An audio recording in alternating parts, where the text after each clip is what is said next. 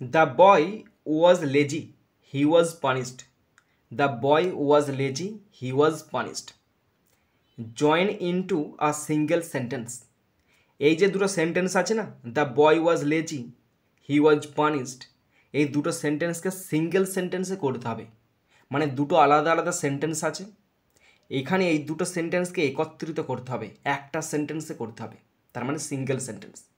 এরপর single sentence দুইভাবে করা যায়, এক সিম্পল আর না হয় complex.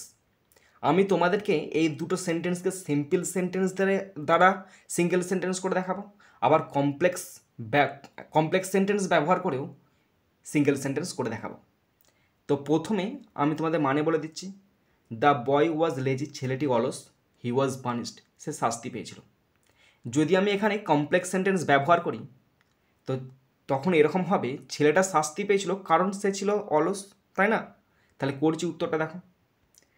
The the boy BOY boy was punished PUNISHED।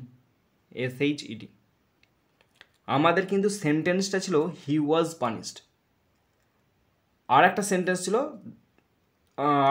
ছিল দ্য বয় ওয়াজ লেজি। এখানে হি মানে হচ্ছে বালকটা। তো যেহেতু নাউন আছে সুতরাং আমরা প্রোনাউন ব্যবহার করব না, তাই আমি এখানে ব্যবহার করছি noun the boy. The boy was punished, ছেলেটা শাস্তি পেয়েছিল বিকজ BECAUS বিকজ কারণ হি ওয়াজ লেজি LAZY। তাহলে কি হলো? The boy was punished because he was lazy, সে ছিল অলস।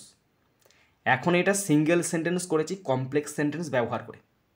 এখানে এই বিকজ শব্দটি অ্যাডভার্বিয়াল ক্লজে ব্যবহৃত হয়েছে এবং এইটা অ্যাডভার্বিয়াল ক্লজে আছে।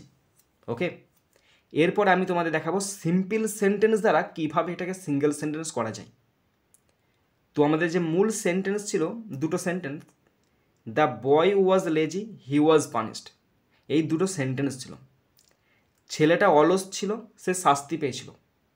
তো সিম্পল সেন্টেন্স যদি করি তো এরকম হবে, being lazy BEING being lazy LAZY, অলস হওয়াই, বিইং লেজি মানে অলস হওয়াই, the boy was punished PUNISHED। Stop. Being lazy অলস হওয়াই দ্য বয় ওয়াজ পানিশড, ছেলেটা শাস্তি পেয়েছিল।